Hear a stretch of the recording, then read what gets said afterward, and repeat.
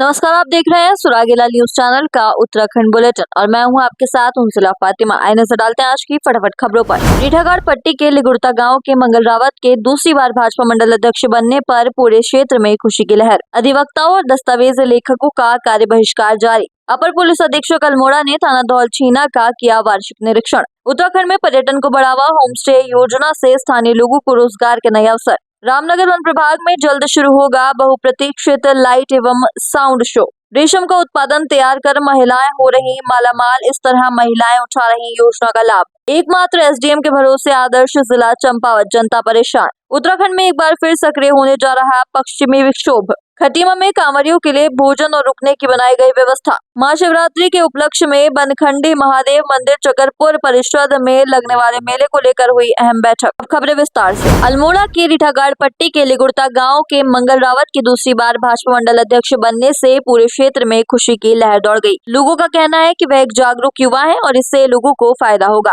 संवाददाता हेमंत मेहरा की रिपोर्ट। सितारगंज उप निबंधक कार्यालय के अधिवक्ता और दस्तावेज लेखकों ने यूसीसी के अंतर्गत विवाह पंजीकरण एवं वसीयतनामा की प्रक्रिया को सीएससी को देने के विरोध में कार्य बहिष्कार तीसरे दिन भी जारी रखा। संवाददाता नारायण सिंह रावत की रिपोर्ट।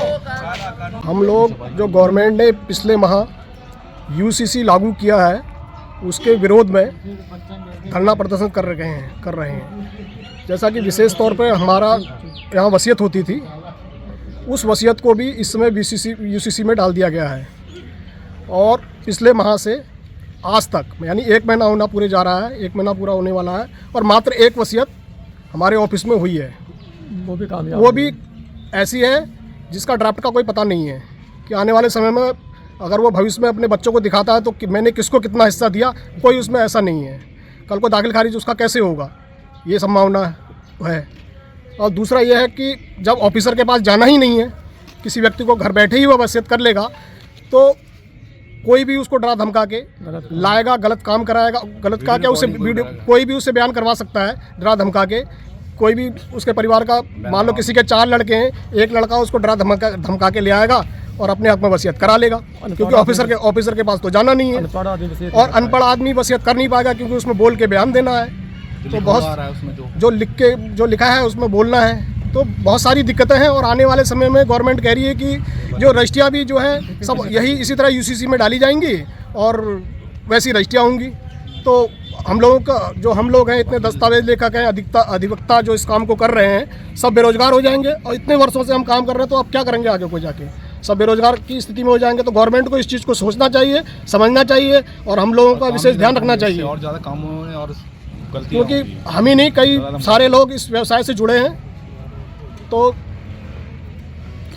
हम ही यही नहीं, पूरा प्रदेश में कई लोग इस व्यवसाय से जुड़े हैं। और यूसीसी में अगर ये रजिस्ट्री बैनामे और ये वसीयत डाल देंगे तो हम लोगों का जो है व्यवसाय का बहुत फर्क पड़ेगा। कुछ मैरिज का भी जो है बहुत दिक्कतें आ रही हैं, लोग कह रहे हैं मैरिज भी हमारे यहाँ से उसमें डाल दी है यूसीसी में, तो फ़ोन आते हैं लोग की हो नहीं पा रही है और बहुत दिक्कत हो रही है। उसमें भी जो है लड़का लड़की को तो आना नहीं है, बस उसमें केवल गवाह के बयान हो रहे हैं और कोई भी कहीं से मैरिज करा ले और उसका मैरिज का रजिस्ट्रेशन हो जाएगा, तो लोग गलत तरीके से करा के चले जाएंगे और सरनेम चेंज नहीं हो रहा, बहुत सारी दिक्कतें हो रही हैं। अपर पुलिस अधीक्षक अल्मोड़ा ने थाना धौलछीना का वार्षिक निरीक्षण किया, जनसंवाद कर समस्याएं सुनी, निस्तारण का आश्वासन भी दिया। सम्मेलन लेकर जवानों को ईमानदारी के साथ कर्तव्यों का निर्वहन करने के लिए प्रेरित भी किया। संवाददाता हेमंत मेहरा की report. Uttarakhand tourism development board यानी UTDB राज्य में पर्यटन को बढ़ावा देने और स्थानीय लोगों को रोजगार देने के लिए होमस्टे योजना को तेजी से आगे बढ़ा रही है। इस योजना के तहत स्थानीय ग्रामीणों को प्रशिक्षित किया जा रहा है ताकि वे अपने घरों को पर्यटकों के साथ एक आदर्श ठहरने की जगह बना सकें। संवाददाता राजीव अग्रवाल की रिपोर्ट। हाँ, नमस्कार। मेरा नाम डॉक्टर संजय सिंह है। मैं प्रिंसिपल हूँ SIHM रामनगर का। ये ट्रेनिंग प्रोग्राम जो 5 दिवसीय आरंभ हुआ है 21 तारीख से, इसमें ज़्यादातर जो कैंडिडेट हैं वो छोटी हल्द्वानी के आसपास के एरिया, कालाडूंगी हल्द्वानी से आए हैं और ये सारे ही जो पार्टिसिपेट करने वाले लोग हैं, इन सबका होम स्टे है या फिर होम स्टे खोलने वाले हैं। तो बेसिकली होम स्टे भी एक तरह का होटल ही होता है, लेकिन वो घर में ही होता है। अंतर ये है कि जो होम स्टे होता है वो घर के अंदर ही हम खोलते हैं, वो ज़्यादा बड़ा नहीं होता है, लेकिन उसमें जो गेस्ट होते हैं उनकी एक्सपेक्टेशन होती है कि हमें सारी सुविधाएं होटल जैसी ही मिलें। तो उनको एक जो ये लोग हैं जो पार्टिसिपेट कर रहे हैं वो चला तो रहे हैं, लेकिन एक प्रोफेशनल वे में इनको चलाना चाहिए और उनको सारी चीज़ें पता होनी चाहिए। अलग-अलग जो डिपार्टमेंट होते हैं जैसे कि हाउसकीपिंग सफाई से रिलेटेड, खाने से रिलेटेड, सर्विस खाने की सर्विस से रिलेटेड, इन सब चीज़ों के बारे में इनको जानकारी है, लेकिन प्रोफेशनल वे में जानकारी नहीं है। तो बेसिकली इस ट्रेनिंग का मेन पर्पस हमारा यही है कि इन सारे लोगों को एक प्रोफेशनल टच दिया जाए ताकि वो गेस्ट को जो गेस्ट वहाँ से जाए वो खुशी-खुशी जाए, वापस आए और वो उनको बिज़नेस अच्छा मिले।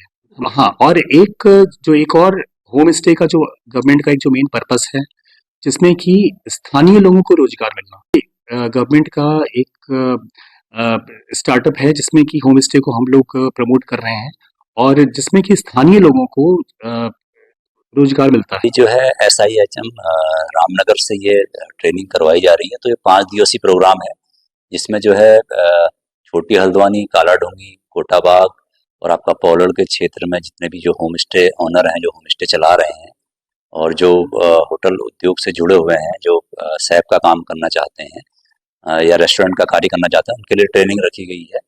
तो इसको जो है उत्तराखंड पर्यटन विभाग द्वारा ये आयोजित की गई है।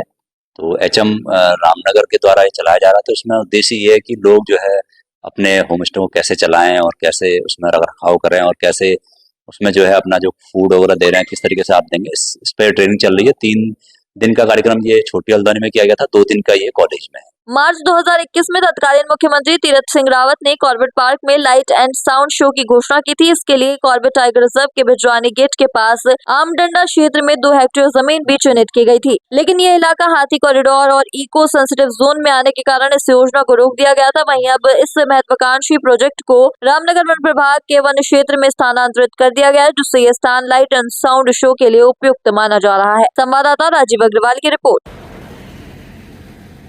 लाइट एंड साउंड शो पहले जो प्रस्ताव आया था ये माननीय मुख्यमंत्री जी की घोषणा भी थी।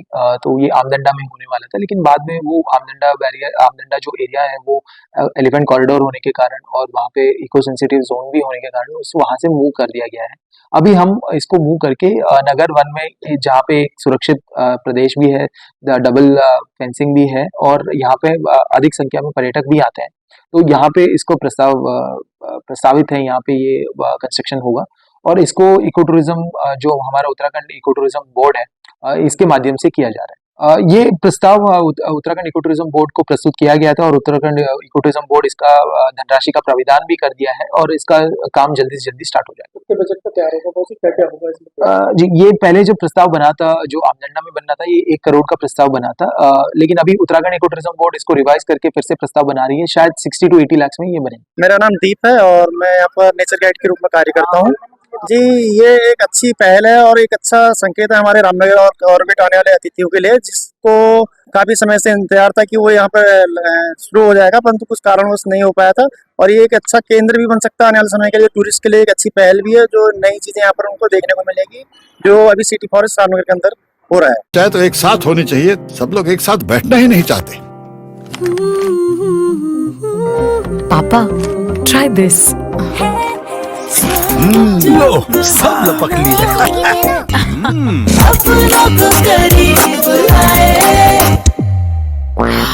ये क्या हाल कर दिया है रूम का? बस कल से चाय मेरे रूम में। देवर पान नमकीन। हल्द्वानी में उत्तराखंड की महिलाओं को आत्मनिर्भर बनाने के लिए सरकार द्वारा कई तरह की योजनाएं चलाई जा रही हैं, जिससे कि महिलाएं रोजगार अपनाकर आत्मनिर्भर बन सकें। इसी के तहत उत्तराखंड रेशम विभाग पहली बार महिलाओं को रेशम उत्पादन के क्षेत्र में जोड़ते हुए उनको आत्मनिर्भर बनाने का काम कर रहा है। संवाददाता दीपक अधिकारी की रिपोर्ट।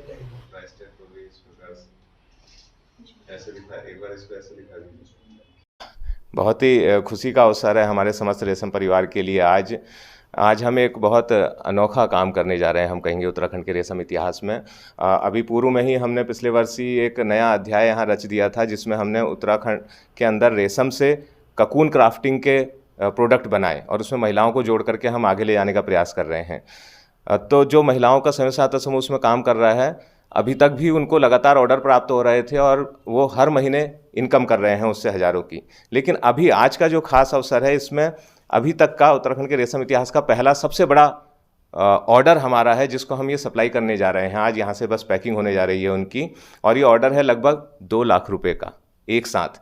पिछले 15 दिन से इन महिलाओं ने दिन रात मेहनत कर रखी है। अपने घरों में भी ये लोग रात 12-12, 1-1 बजे तक उस ऑर्डर की सप्लाई करने के लिए इन लोगों ने काम किया है। इन्हें ऐसे रोज़गार मिल रहा है। सब ये ग्रामीण परिवेश से हैं। इस SHG जो कि रेशम नई पहल स्वयं सहायता समूह के नाम से, क्योंकि ये नई पहल ही थी रेशम के तहत, तो उसी नाम से इसको बनाया गया हमने। ये कोर ग्रुप के रूप में काम कर रही है। इससे लगभग 13 महिलाएं हमारी जुड़ी हुई हैं हल्द्वानी के आसपास के 5 गांवों की, और ये लगातार अपना आय का जरिया इनको मिल रहा है। मैं इस जगह के इस मंच के माध्यम से डॉक्टर पुनीत अग्रवाल का भी बहुत बहुत धन्यवाद देना चाहूँगा, जो हल्द्वानी बेस्ड ऑर्थोपेडिक सर्जन हैं।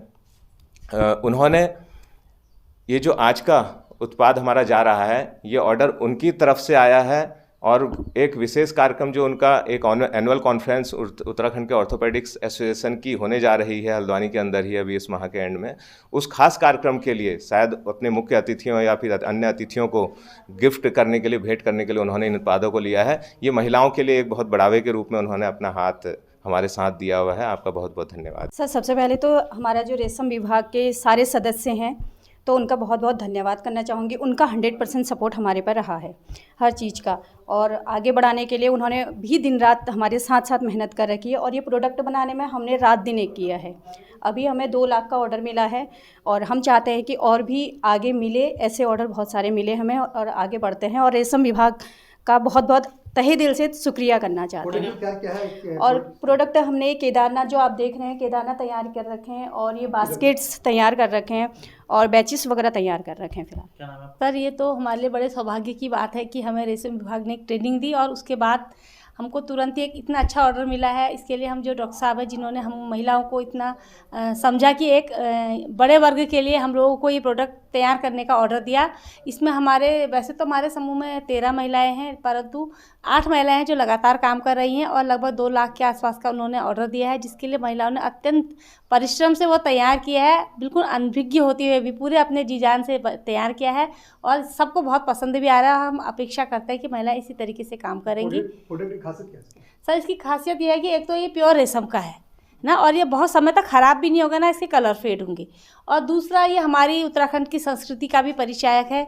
और तीसरी बात यह है कि ये इको फ्रेंडली भी है और हैंडमेड है। उत्तराखंड में एक बार फिर पश्चिमी विक्षोभ सक्रिय होने जा रहा है। मौसम विभाग ने आने वाले दिनों में भारी बारिश और बर्फबारी की चेतावनी जारी की है। मौसम विभाग के निदेशक डॉक्टर विक्रम सिंह के मुताबिक 26 फरवरी से पश्चिमी विक्षोभ सक्रिय होने जा रहा है। इसके बाद 27 और 28 फरवरी से अधिकांश जनपदों में बारिश और बर्फबारी की उम्मीद है। संवाददाता सुनील राज की रिपोर्ट। लेकिन 26 तारीख से जो एक पश्चिमी विक्षोभ है वो आ रहा है, उसकी वजह से आप देखेंगे कि हल्की से मध्यम तक की जो बारिश है वो गढ़वाल क्षेत्र में आपको 26 शाम रात से दिन से वो मिलनी शुरू हो जाएगी। और जो कुमाऊं क्षेत्र के भी अंदर के डिस्ट्रिक्ट उनमें भी कहीं कहीं पर जो है, जो पिथौरागढ़ है, बागेश्वर है, उनमें मिलेंगी 26 को भी जो है। जब आप 27 को जा रहे हैं तो रेनफॉल एक्टिविटी में काफ़ी बढ़ोतरी हो रही है, तो आप ये कह सकते हैं कि ज़्यादातर जगहों में 27 तारीख को जो है हल्की से मध्यम बारिश आपको प्रदेश में देखने को मिलेगी। और इसी तरह जो 28 तारीख को भी है, उस दिन भी जो है अधिकांश जगहों में हल्की से मध्यम बारिश आपको प्रदेश में देखने को मिलेगी। जब आप अंदर के डिस्ट्रिक्ट्स की बात करें 27 से 28 को, तो जो ऊंचाई वाले क्षेत्र रहेंगे 3000 मीटर या उससे अधिक ऊंचाई के जो क्षेत्र हैं, उत्तरकाशी, चमोली, पिथौरागढ़, रुद्रप्रयाग या बागेश्वर के, तो वहाँ पे आपको जो है अच्छी बर्फबारी मिलेगी। और उसमें आप ये कह सकते हैं जो हैवी स्नोफॉल भी है वो भी कहीं कहीं पर 3000 मीटर या उससे अधिक ऊंचाई के जो क्षेत्र हैं, विशेषकर जो हमारे अंदर के डिस्ट्रिक्ट्स हैं, उनमें हैवी स्नोफॉल भी कहीं कहीं पर वो मिलेगी 27 और 28 तारीख को। इसके अलावा अगर भारी बारिश की बात करें तो वहाँ अंदर के डिस्ट्रिक्ट्स में कहीं कहीं पर भारी बारिश भी, जो लोअर हाइट्स के एरियाज है उनमें कहीं कहीं पर भारी वर्षा भी 27-28 में एकादुका जगहों में मिलनी चाहिए इनर डिस्ट्रिक्ट्स में। खटीमा क्षेत्र के पकड़िया बंगाली कॉलोनी में शिव भक्तों द्वारा मंदिर परिसर में कांवरियों के भोजन और रुकने की व्यवस्था की गई है। दरअसल माधव टांडा पूरनपुर की तरफ से आने से कांवरिया मेला घाट रोड से होकर हरिद्वार को निकलते हैं, जिसको देखते हुए बंगाली कॉलोनी के स्थानीय निवासी शिव भक्तों द्वारा हरिद्वार जाने वाले कांवरियों के स्वागत एवं रुकने के लिए भोजन और रुकने की व्यवस्था की गई है। संवाददाता ईश्वर सिंह की रिपोर्ट। ये नीलकंठ हरिद्वार से जब कांवर लेके आते हैं, ये खटीमा इनको रोका जाता है। इनके लिए खाने की व्यवस्था, रोकने की व्यवस्था, जैसे फलिया हो गया, पूरनपुर हो गया और रामनगरा हो गया, गविया हो गया, ये हर जगह के लोग यहाँ पे रोके जाते हैं। मैं ये संदेश देना चाहता हूँ, मैं तो कह रहा हूँ ये इस बार या हजारों की भीड़ में तो करो, लाखों की भीड़ में आए, फिर भी इनके लिए हम खटीमा वासी इनके लिए व्यवस्था करेंगे खाने की और रोकने की। राजकुमार गुप्ता, जिला उपाध्यक्ष खटीमा। यहाँ पे एक स्थान पकड़िया है, यहाँ श्री राधे राधे मंदिर में यहाँ के लोगों ने अच्छी व्यवस्था कर रखी है। यहाँ लेटने का, बैठने का, रुकने का, खाने का, पीने का, जो भी उनसे बनता है वो हमारे खटीमा के लोग करते हैं। और हम तो ये चाहते हैं कि हर बार ये कांवरिये आएँ और हमारे यहाँ सेवा प्राप्त करें। मेरा नाम विजय कुमार, नगर अध्यक्ष शिवसेना पार्टी खटीमा। चाहे तो एक साथ होनी चाहिए, सब लोग एक साथ बैठना ही नहीं चाहते। पापा ट्राई दिस।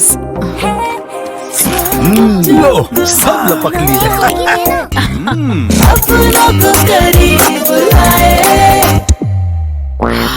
ये क्या हाल कर दिया है रूम का? बस कल से चाय कल से चाय मेरे रूम में। देवर पान नमकीन।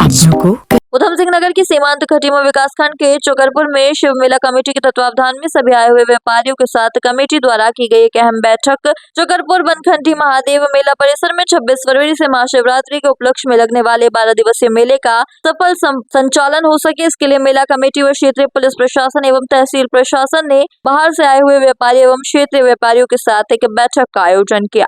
संवाददाता ईश्वर सिंह की रिपोर्ट। शॉर्ट सर्किट और इसके संबंध में बताना चाहूँगा कि हमारे एक फायर यूनिट हमने ये परेशानी होती है, मेला उड़ जाता है, दूसरे दिन हवा चलती है। क्योंकि के सामने फॉर्म मिलेगा।